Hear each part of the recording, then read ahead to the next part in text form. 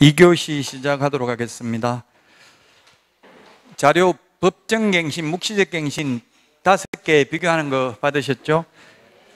주택임대차, 그 다음에 상가임대차, 농지임대차, 민법임대차, 민법전세권 5개 법정갱신 비교하는 거 한번 꼭 읽어보시기 바랍니다. 주택이 임대차 기간 끝나기 6개월 전부터 2개월 전까지로 바뀌었죠. 2020년 12월 10일 날 바뀌었습니다. 옛날에 작년 시험까지는 1개월 전까지였습니다.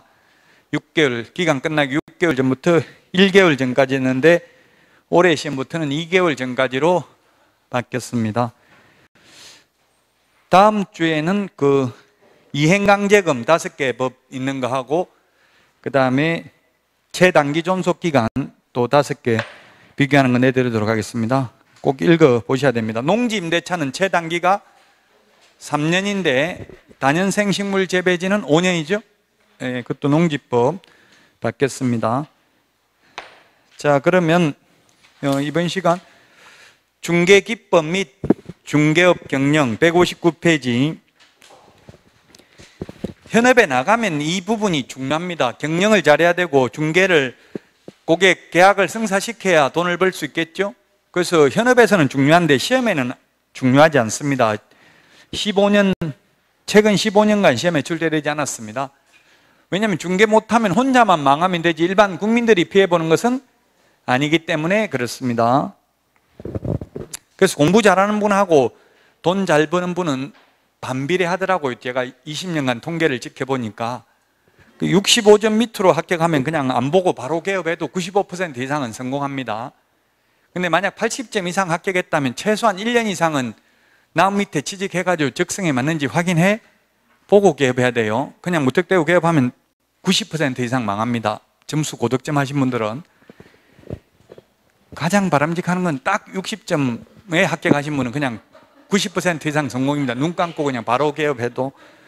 그 60점 받기가 쉽지가 않아요. 딱 60점 맞추기가. 자, 159페이지 아이다이 원리 맨 밑에 아이다이 원리, 이게 시험에 나온 적이 있습니다. 아이다이 원리. 아이다이 원리는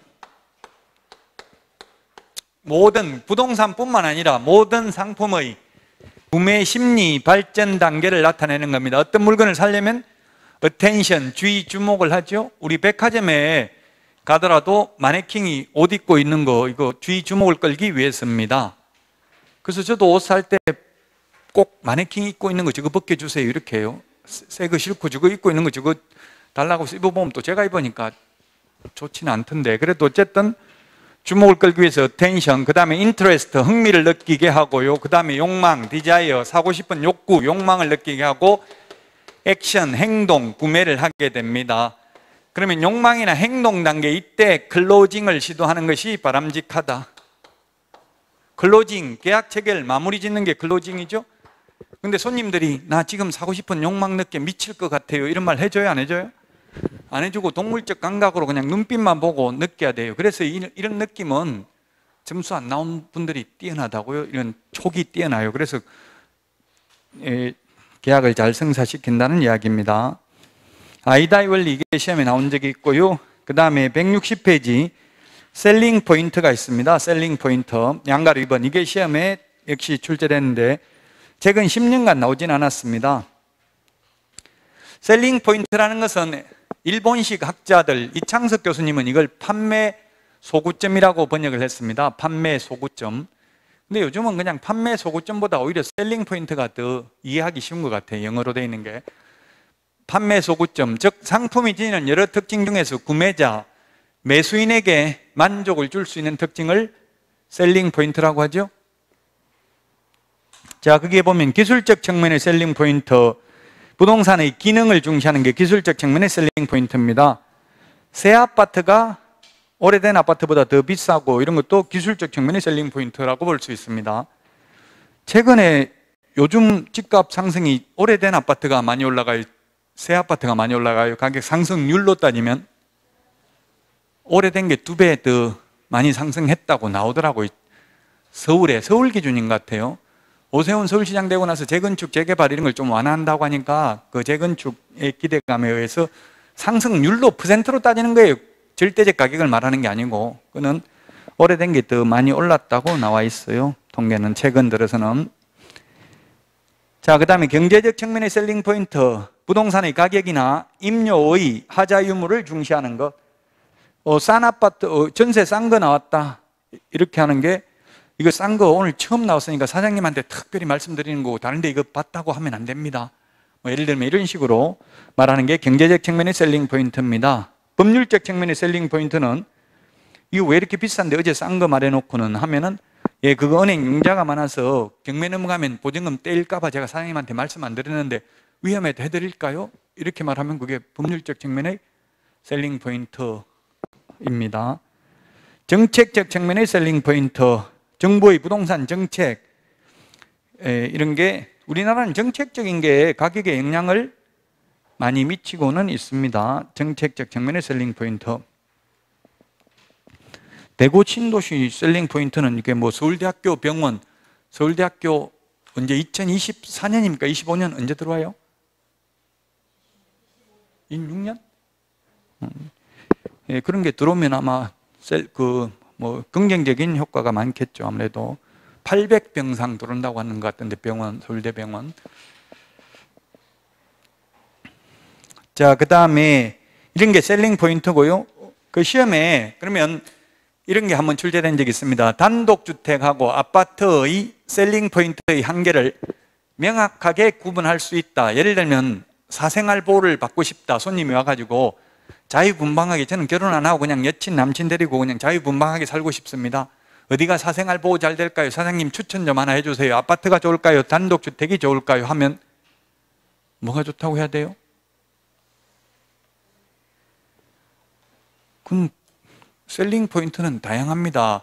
사고 싶은 사람이 계속 아파트는 안 되겠죠. 사장님 아파트는 안 될까요? 아파트 좀 보고 왔는데 이러면 계속 아파트 이야기하면서 이야기하는 거는 아파트 사고 싶다는 이야기잖아요. 그러면 아파트도 안면 몰수하고 살면 뭐 그런 대로 살만합니다. 이렇게 말할 수 있다고요. 셀링 포인트는 절대적이지 않다고요. 그 매수인이 어떤 생각을 하고 있는지가 중요하다고요. 일반적으로 부동산하고 언론 체계는 보면 단독주택이 잘 된다고 되어 있는데 단독주택도 단독 나름이죠. 전원주택 이런 거는 잘 되겠지만 다가구, 다중주택 이런 건 또 안 될 거 아니에요.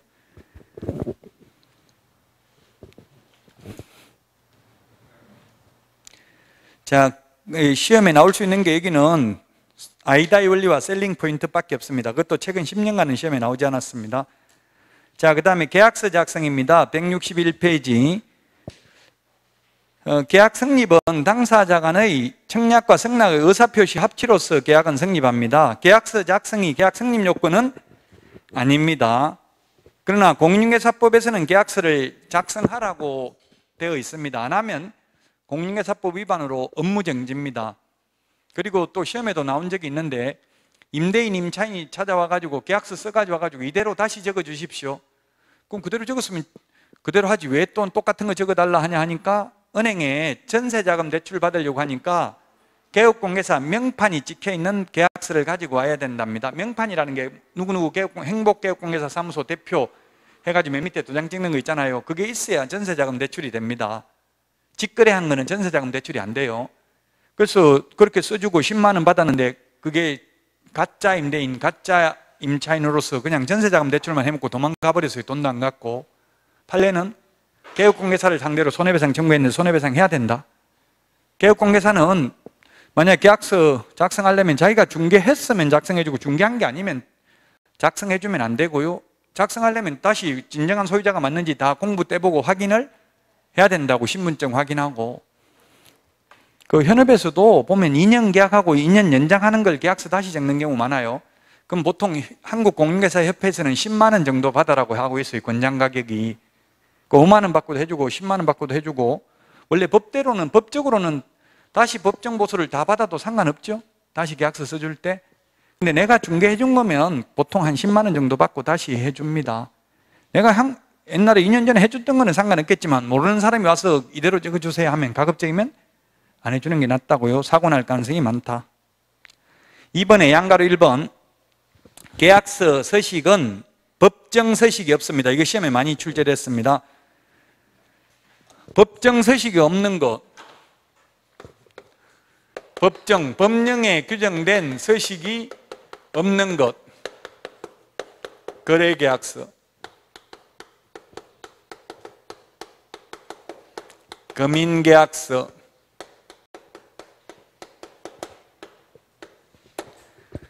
그 다음에 공동사무소.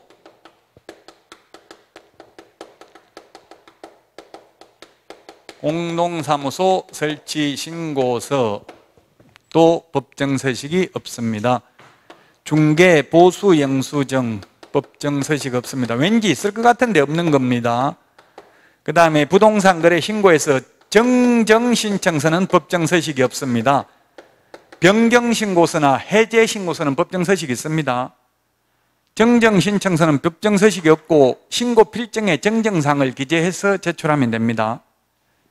시험에 출제됐다고요. 다음 중 법정서식이 없는 것은 거래계약서, 일반중개계약서, 전속중개계약서, 확인설명서 이런 식으로 해서 시험에 나왔다고요. 답은 거래계약서죠. 또 그런 문제가 나오는데 문제를 저한테 질문을 일반중개계약서가 중요합니까? 거래계약서가 중요합니까? 묻더라고요. 뭐가 더 중요해요? 법조문에 뭐가 중요하다는 건 없어요. 근데 일반중개계약서보다는 거래계약서가 일반적으로 더 중요하다 생각할 수 있죠. 그래서 제가 거래계약서가 더 중요합니다 이랬더니만 그 왜 중요한 거는 법정서식이 없고 안 중요한 거는 왜 법정서식이 있냐 이렇게 묻던데요. 그는 논리적으로 설명할 수 있는 부분이 아니라 그렇게 규칙을 만들었기 때문에 그래요. 어쨌든 거래계약서는 법정서식이 없다.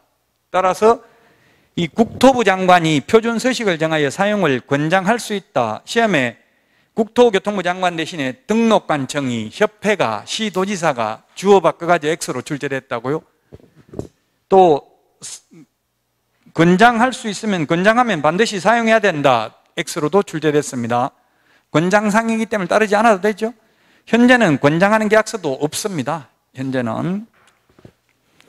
자, 계약서 작성 요령 시험에 잘 안 나옵니다. 이게 법조문에 있는 게 아니잖아요. 그냥 상식적인 거니까 시험에 잘 안 나와요. 논란의 여지가 있는 거는.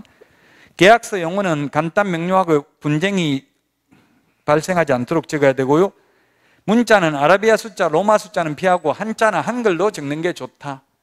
근데 이런 거는 걱정 안 해도 되는 게 그 프로그램에서 자동적으로 한글이나 한자라고 치면 한자로 적히고요. 그냥 한글, 아무 말 없으면 그냥 한글로 1억 이렇게 한글로 적습니다. 은행에 우리 돈 찾을 때도 그냥 아라비아 숫자 1000만 원 하면 안 되고 1천만 원 이렇게 적어야 되죠. 그리고 1천만 원 적고 왜 그냥 1000만 원 해놓으면 앞에 9를 갖다 붙일 수도 있잖아요. 1천만 원 적고 추가로 이게 아라비아 숫자로 뭐 병기하는 거는 상관없습니다. 그런데 처음부터 아라비아 숫자나 로마 숫자만 적는 거는 이게 위변조할 수 있잖아요. 4로 바꿀 수도 있고 뭐 7로 바꿀 수도 있고 9로 바꿀 수도 있고 그렇겠죠. 그래서 한글이나 한자 적는 게 바람직한데 요즘은 이런 게 시험에 안 나오는 게 옛날에는 먹지대고 그냥 사람이 손으로 적었다고요.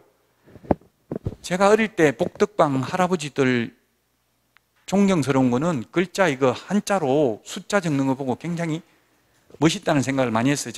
저는 학교 들어가기 전에 천자문을 다 떼가지고 한자를 좀 알아가지고 할아버지들 막 멋있게 약자로 그것도 막 3월 이런 식으로 3 적는 걸 보면서 엄청나게 멋있게 보이더라고요. 그래서 부동산을 어릴 때부터 관심 가졌던 것 같아요. 자, 근데 요즘은 다 컴퓨터가 찍기 때문에 크게 시험에 낼 이유가 없다고 이런 게. 그 다음에 3번 정정시 주말한다. 붉은 줄을 끊는다는 게 주말인데 이것도 시험에 잘 안 나온다고. 요즘은 잘못 적었으면 주말하는 게 아니라 그냥 새로 출력해버리죠. 컴퓨터로. 잘못 적었으면. 그 뭐 원래대로 하면 이렇게 빨간 줄 끊고 5글자 정정하고 이게 매도인, 매수인, 개업공개사 도장 찍으면 된다는 이야기예요. 근데 현실적으로는 이렇게 안 하고 잘못 적었으면 그냥 다시 컴퓨터로 출력을 해버립니다. 자, 그 다음에 2장 이상의 경우 간인을 찍는다. 간인 반 접어가지고 계약서 도장 찍는 거 있죠. 근데 현실적으로 계약서 다 1장짜리 적고 있어요. 지금 부동산 중개사무소에서는 2장짜리 적지도 않고요. 그 여러 장 적었으면 접어가지고 연결된 문서라는 걸 나타내야 돼요. 그리고 표지 포함해서 몇 장이다 이런 걸 적어놔야 된다고. 안 그러면 중간에 있는 거 버리고 이거 네가 안 적었잖아 이러면 나중에 다툼의 여지가 있잖아요. 그래서 간인도 찍어놓고 그 몇 장이다 이런 것도 적어 놓는 게 바람직하기는 합니다. 그 다음에 4번 인지천문은 계약 효력 발생하고는 무관하다. 인지세 내면은 인지 우표처럼 인지 주잖아요. 그걸 안 붙였다고 해서 계약 자체가 무효가 되는 건 아니다. 이런 게 시험에 한 번 나온 적이 있고요. 그 다음에 24시간 안에 자유로운 해제 통보는 법적 근거가 없다. 이게 시험 2번 나왔어요. 실제 시험에. 시험에 계약 체결하고 24시간 안에 계약을 깰 경우 보증금을 떼이지 않고 돌려받을 수 있다고 설명했다. 이렇게 2번 나왔다고요. 그런 말 없죠?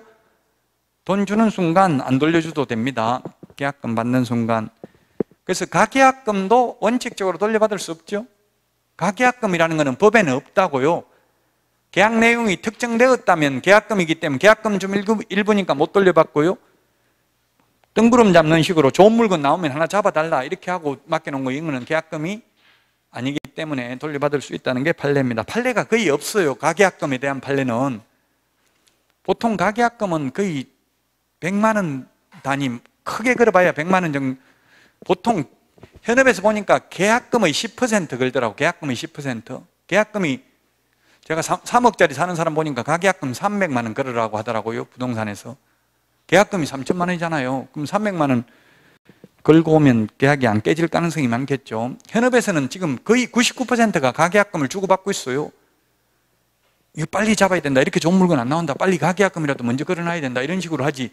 천천히 내일 계약금 가져오세요. 이런 말 하면 계약 안 하죠. 이거 지금 다른 사람 하려고 줄 서가지고 있는데 빨리 해야 된다. 막 이렇게 긴박감을 조성한다고요. 홈쇼핑도 보니까 그러더라고. 빨리 사이즈부터 선택해야 되는데 지금 마감 임박하고 있다. 막 그렇게 불안하게 했다. 홈쇼핑도 보면 전화 소리, 벨 소리도 들리죠. 어디서 전화 오는지 전화 오는 것. 그러니까 빨리 사고 안 사면 이거 뭐 금방 끝날 것 같고 그래서 빨리 사고 보면 안 좋은 게 대부분이 안 좋더라고요. 홈쇼핑에 사도. 마찬가지로 우리 부동산도 그렇게 긴박감을 조성해야지. 그러니까 빨리 가계약금 걸어라 이런 말 많이 해요. 현실적으로는. 자, 162페이지 계약서 필요적 기재사항입니다. 메뉴의 박스. 우리 암기 프린트 9번, 10번에 있습니다. 9번에 있는 게 인물계약금 인권조교. 시험에 잘 나옵니다. 왼쪽 박스가 중요합니다. 162페이지 요약지. 오른쪽에 금융계약서 필요적 기재사항은 당모가지, 개대가리, 중의조한다.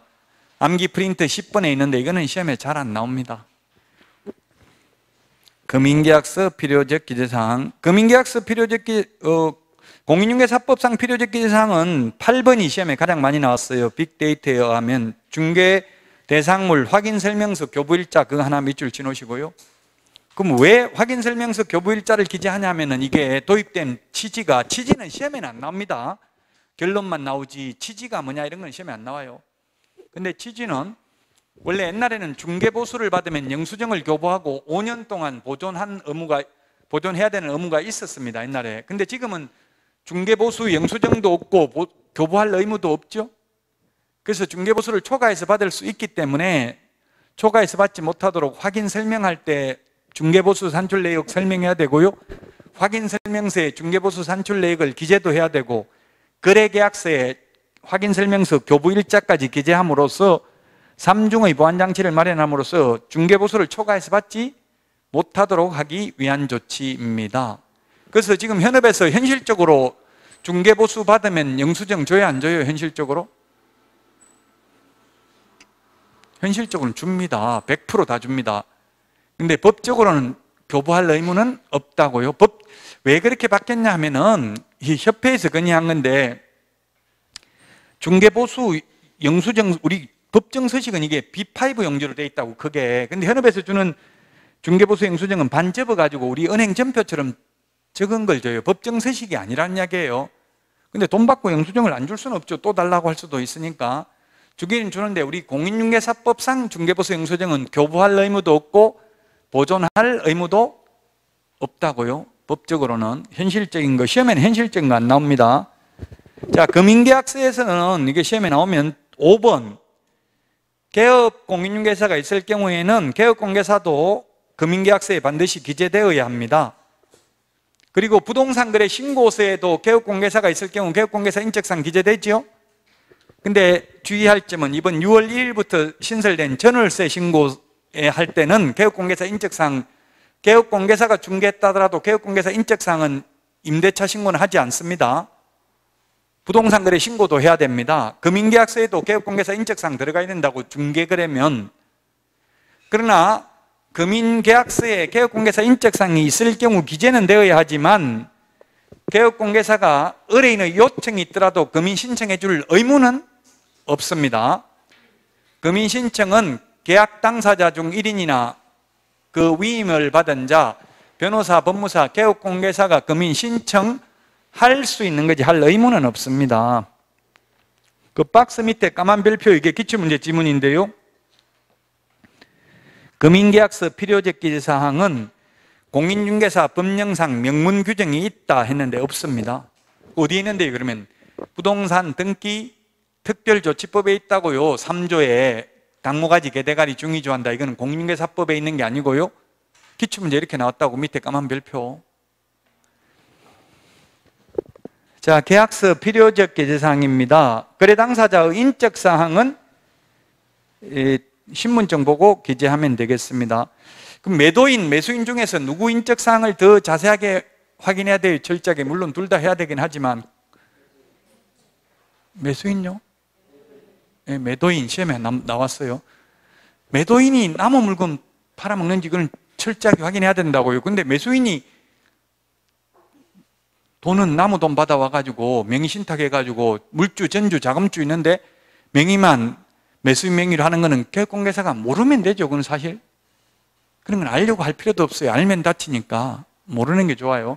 신경 안 써도 된다고. 돈 내놓고 사기치는 사람은 별로 없다고요. 돈 받아가는 사람이 사기칠 가능성이 있잖아요. 남의 물건 팔아가지고. 그래서 매도인을 더 철저하게 확인해야 된다고. 진짜 매도인이 맞는지 매수인보다는.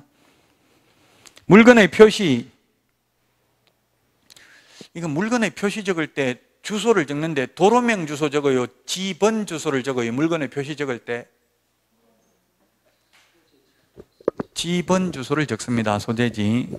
참 이게 저도 현업에서 중개업을 해보니까 이게 피곤한 게 도로명 주소가 생기고 나니까 주소를 둘 다 적어. 아파트 매매하면 도로명 주소도 적고 지번 주소도 적어요. 즉 물건의 표시, 메뉴에 물건의 표시가 있잖아요. 계약서 보면 물건의 표시 적을 때는 소재지 이거 지번 주소를 적고요. 그리고 맨 밑에 보면 거래 당사자 인적사항 적는 날에는 또 도로명 주소를 적어요. 인적사항에도 보면 주민등록번호 주소 적잖아요. 그 둘 다 적는데 의뢰인들이 두 개 다 주소 아는 사람 잘 있어요? 없어요? 거의 없더라고요. 두 개 주소를 다. 저도 지금 집원 주소는 몰라요. 제가 사는 집 도로명 주소만 알고요. 옛날엔 집원 주소만 알았는데 둘 다 기억하고 싶지 않더라고요. 둘 다 알고 있는 사람 없으니까 네이버나 다음에 도로명 주소 이게 치면은 그게 변환되는 게 있더라고요. 포털 사이트에 검색하면 도로명 주소 해가지고 도로명 주소 치면 집원 주소로 나오고 집원 주소 치면 도로명 주소 나오고 이걸 반드시 확인해 봐야 돼. 만약에 주소를 잘못 적으면 특히 임대차 계약이면 동주민센터에서 확정일자 도장 안 찍어줍니다. 틀리면. 옛날에는 확정일자 그냥 도장 찍어줬어요. 옛날에는. 근데 지금은 확정일자 받으러 가니까 정확하게 주소가 맞아야 되고요. 그리고 확정일자 신청하러 가는 사람 신분증도 보여줘야 돼요. 개업공개사가 확정일자 받을 수는 있지만 요즘은 옛날에는 확정일자부에 금액 같은 거 이런 거 안 적었거든요. 근데 요즘은 정확하게 다 적어요. 그 계약 내용을. 그렇기 때문에 주소가 틀리면 다시 주소 정확하게 적어가지고 오라고 하면은 또 어떻게 해야 돼요? 매도인, 매수인 도장 받아야 되잖아요. 이거 증정하려면은. 그럼 매도인, 매수인 다시 중개사무소 나오라고 하면 나중에 중개부수 잘 안 준다고요. 너 한 게 뭐 있냐? 귀찮게만 하고 사람. 이런 식으로 해가지고 중개부수 깎자 이러면은 골치 아프다고요. 그러니까 정확하게 확인해보고 그 계약서 현업에서 출력하기 전에 출력해가지고 먼저 도장 다 찍기 전에 원탁 테이블에 앉아가지고 매도인, 매수인 보고 혹시 인적사항 뭐 잘못된 거 있는지 검토해보세요. 확인 꼭 하라고 해야 돼. 그럼 본인도 확인했는데 나중에 잘못됐으면 본인 책임들도 좀 있잖아요. 그럼 다시 적자고 해도 그때 확인하라고 말씀드렸는데 확인 안 하셨습니까? 뭐 하든지 하여튼 기분 안 나쁘게 잘 말해가지고 다시 적어야 되겠죠. 저도 다시 적어본 적이 있어요. 이거 임대차 계약서. 엄청나게 짜증내더라고. 그것도 똑바로 못했냐 하면서 신경질 내고 막 이러는 경우 있어요. 그러면 이제 실장하고 사장하고 둘이 서로 핑계대야 돼. 사장님이 실장 막 혼내야 돼. 내가 혼내더라도 기분 나쁘게 생각하지 말라. 막 그 실장 막 욕하고 똑바로 못해 하고 이러면 빨리 나가 있어 막 하고 이런 식으로. 저도 그렇게 사장한테 엄청나게 혼났거든요. 제가 잘못해. 그래서 사장, 만약에 남자 손님이 그러면은 여자가 응대하고, 여자 손님이 화내고 그러면 남자가 응대하고, 성배를 바꿔서 하는 게 좋더라고요. 저는 3번에서 했는데, 이게 3번에는 지상철이에요. 지하철이 아니고, 제가 지하철 옆에 있다고 체크를 한 거예요. 확인설명서에. 그냥 지하철이라고 체크했는데, 나중에 와가지고 다 봐놓고도 지상철인데 왜 지하철이냐고 했냐고, 계약 해지하겠다. 확인설명 잘못했다고. 그러니까 막 사장이 저보고 그것도 똑바로 못하고 막 욕하고 빨리 나가서 반성하고 있어라. 이렇게 나가고 나중에 전화하면 오라 하더라고요. 그래서 나가지고 한 1시간 이상에 전화 왔더라고요. 손님 갔다고. 예, 그 겨우 이제 그 사장이 여자였거든요. 그러니까 남자 손님한테 어머나 사장님 죄송합니다. 저 실장 초짜라서 아무것도 몰라가지고 그랬다면서 뭐 이렇게 해가지고 설득을 했더라고요. 자, 그 다음에 물건의 인도 일시. 이것도 진짜 이거 특히 저같이 발음도 안 좋은 사람 이거 10일인지 11일인지 이거 말로만 하면 헷갈릴 수 있죠. 그러니까 이런 거 잘해야 돼. 실제 이런 사건이 있었어요. 11일인데 뭐 예를 들면 11일인 줄, 임차인은 10일인 줄 알고 다른 데 이사 갔더니만 거기에는 살고 있는 사람은 11일이 이사 가는 날인 줄 알고 하루 차이가 난다고요. 이렇게 해가지고 이사 못 들어가가지고 이삿짐 센터에 보관하고요. 한 일주일 동안. 다시 이사하니까 또 이사비 100만 원 더 달라고 하죠. 그럼 누가 비용 부담해야 되는지 다툼의 여지가 있다고요. 그래서 개업공개사 중개보수 한 푼도 못 받았어요. 너 정신적 손해배까지 배상 청구하겠다 이렇게 나오니까 중개보수 한 푼도 못 받고 오히려 싹싹 빌었다고요. 그러니까 이게 문자 메시지나 이런 걸로 근거를 남겨놔야 된다고. 11일 잠금시각 11시 알고 계시죠? 물음표 해가지고 거기서 답을 오도록 해야 되겠죠? 그럼 얘 지금 뭐 준비 또 그래도 연락 안 오면 이삿짐 차는 잘 구해놓으셨나요? 이런 거 오기로 한 거 맞죠? 하고 이렇게 물음표를 해가지고 답을 오게 만들어라고. 그럼 거기서 회신을 했으면 확인한 거잖아요. 그럼 만약에 답이 안 오면 나중에 전화라도 해서 다시 한번 확인하고 통화 녹음해놔야 돼요. 그러면은 의뢰인이 자기가 잘못했으면은 자기가 책임져야 되잖아요. 근데 보통은 개업공개사가 잘못할 가능성이 많다고. 이거 정확하게 근거를 남겨놔야 돼요. 물건의 인도 일시. 권리 이전 내용. 권리 이전 내용은 대부분 이제 이게 융자, 대출이 문제인데요. 개업공개사 입장에서는 어떻게 하는 게 좋아요? 대출 다 갚고 새로 대출 받는 게 낫죠? 그러면 대출 커미션을 또 받아요. 0.3%, 0.15% 은행마다 조금씩 다른데 받는데 저 같은 경우는 또 이게 공동중개를 해보니까 저는 매수 측에 했는데 매도인이 당연히 저는 대출 다 갚는 줄 알았는데 계약서 쓰는 날 가가지고 대출 승계해달라 하더라고. 왜 그러냐 하면 중도 상환하려고 하니까 뭐 15억인가 대출돼 있는데 중도 상환 수수료가 1,000만 원 넘는데요. 그러니까 그대로 인수받으면은 중도 상환 수수료 안 내도 되잖아요. 예, 그런 거 개업공개사는 근데 요즘은 현실적으로는 거의 다 대출 다 갚고 새로 받는 경우가 많습니다. 자, 그 다음에 163페이지 거래가격, 계약금, 중도금, 잔금 등을 명확하게 표시하고 지급 장소 및 지급 시기 표시한다. 근데 옛날에는 중개사무소 나와가지고 중도금 주고받고 했는데 요즘은 거의 계좌번호 적어놓고 이 계좌로 중도금 입금시키기로 한다. 언제까지 입금되면 중도금이 지급된 것으로 본다. 뭐 이런 식으로 적어놓는 게 많아요. 그 중도금 날짜가 안 됐는데 자꾸 가격은 올라가고 있고 매도인이 자꾸 계약 깨려고 해요. 지금 계약금만 걸어놓은 상태에서. 그럼 중도금 날짜 안 됐는데 미리 입금시켜버리면 이행의 착수에 해당돼요? 안 돼요? 날짜도 안 됐는데 미리 시키면 해당되죠. 그러니까 빨리 매수인은 자꾸 가격은 올라가고 있고 매도인이 지금 깨려고 하고 계약금도 많이 안 걸어놨으면 빨리 중도금을 먼저 입금시켜버리면 돼요. 날짜 되기 전에. 그래서 만약에 매도인이라면 통장 폐쇄해버리고 입금 안 되게 은행에 가서 통장부터 빨리 폐쇄시켜야 돼요. 입금 안 되게. 그런 거 요즘 그런 문제가 많이 생기고 있어요. 가격이 올라가고 하니까 계약금 걸어놓고 중도금 한 달 후에 중도금 치려고 하는데 계약금 1,000만 원 걸었는데 가격이 3,000만 원, 5,000만 원 올랐으면 100을 물어주더라도 매도인은 다른 데 파는 게 더 이익이잖아요. 그러니까 빨리 중도금 입금시키면 되고 아니면 매수인은 아예 처음 계약할 때 1,000만 원 계약금 내지만 500만 원 계약금이고 500만 원 중도금 하기로 한다. 이렇게 특이하게 적으면 돼요. 그럼 중도금 지급됐기 때문에 계약 깰 수가 없죠. 계약금을 반드시 10% 입금시켜야 된다는 법은 없죠. 거래 간행이 10%예요. 그래서 판례는 10%를 초과한 과도한 계약금은 중도금으로 본다는 판례가 있다고요. 만약 매매 대금 1억인데 5천만 원 계약금 입금시켰으면 그건 4천만 원은 중도금으로 본다고요. 그래서 해제 못 한다고요. 계약금만 지급된 상태라도 판례에 의하면. 계약금은 증약금, 위약금, 해약금의 성질을 갖는데 약정이 없으면 해약금으로 추정하므로 받은 사람은 배액을 상환하고 지급한 사람은 계약금을 포기하고 계약을 해지할 수 있습니다. 우리 기출문제에 출제했는데 계약금 1,000만 원 줬는데 매도인이 1,000만 원 받았습니다. 여기에다가 자기 돈 1,000만 원 더 보태가지고 깰려면은 2,000만 원 돌려주고 계약을 해지할 수 있는데, 그러면 이 경우 해약금이 1,000만 원이냐 2,000만 원이냐 시험에 나오는데 답은 1,000만 원이죠. 계약금액만큼을 해약금으로 추정하잖아요. 1,000만 원이 계약금, 해약금이라고요.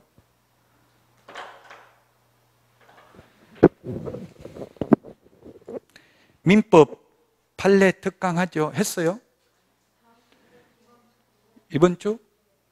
민법 특강 다 들으세요. 민법이 민법만 돼 있으면 나머지 과목은, 나머지 5, 어떤 분이 그 수험생들 학교 가신 분들 수기 보니까 민법 한 과목하고 나머지 5과목 전부 토탈한 공부할 분량하고 같다, 이렇게 해놓은 분들도 있더라고요. 민법은 하면 할수록 어렵죠. 처음에 쉬운 것 같은데. 공법이나 2차 과목은 처음에는 어려운데 하면 할수록 쉬워져요. 2차 과목의 특징은.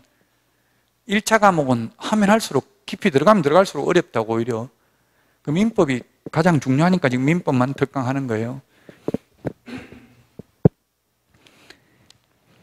민법은 다툼이 있으면 판례에 의하면 이게 한 32문제 정도 나옵니다. 40문제 중에서 거의 80% 이상이. 공인중개사법도 다툼이 있으면 판례에 의하면 이게 한 10문제 정도 나올 수 있어요. 그 요즘은 근거가 있는 것만 나온다고요. 판례가 있고 이렇게 근거가 있는 거. 근거 없는 거는 다툼의 여지가 있기 때문에 시험에 거의 출제를 안 합니다. 지금 이제 시기적으로 굉장히 힘들어요. 너무 공부를 열심히 미리 한 분들은 이제 하산해가지고 있다가 9월, 10월에 와가지고 굉장히 괴로워하고요. 오히려 지금 페이스 관리를 그래서 잘 해야 된다고 너무 앞서가는 거 좋지 않아요. 바람직하지 않다고. 전 과목 지금 다 60점 이상 나오면 굉장히 위험해요. 모르는 게 있어요. 하나씩 하나씩 채워가면 되겠죠. 그래서 서두르지 말고 끝까지 포기만 안 하면 다 합격한다고요. 자, 중도금입니다. 중도금. 이행의 착수. 중대금 지급하면 배액 상환으로도 해제가 불가능하다.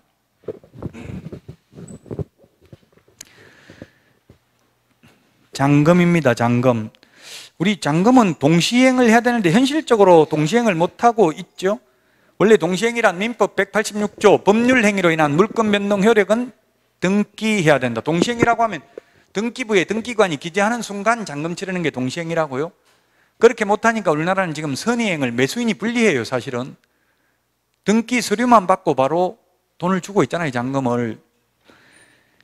그게 받는 서류가 보니까 주민등록 등본, 그 다음에 부동산 매도용 인감증명서, 등기필정보, 그 다음에 매도인의 인감증명, 인감도장 날인된 등기신청 위임장, 이런 거 있어야 된다. 초본도 있어야 되는 것 같은데 주민등록 초본도 있어야 되죠. 부동산 매도용 인감증명서 유효기간이 3개월인데 이 유효기간 3개월이라는 말이 인감증명법에 있는 게 아니라 등기법에 있죠. 등기법. 원래 인감증명은 유효기간도 없습니다. 용도도 없습니다. 자기가 적으면 됩니다.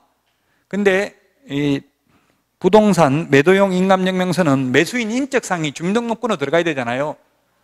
3개월이라고 유효기간. 그 3개월 안에 등기 안 하면 다시 인감증명 받아야 되잖아요. 그럼 다시 그냥 공짜로 잘 안 떼줘요. 자꾸 이런저런 핑계대고 안 만날라 하고 그런다고요. 그래서 현실적으로는 바로 이 당일날 떼온 거야 되지 2개월 넘은 거 유효기간 2개월 넘은 게 있을 수도 없죠. 왜냐하면 매수인 인적사항을 적을 수가 없기 때문에.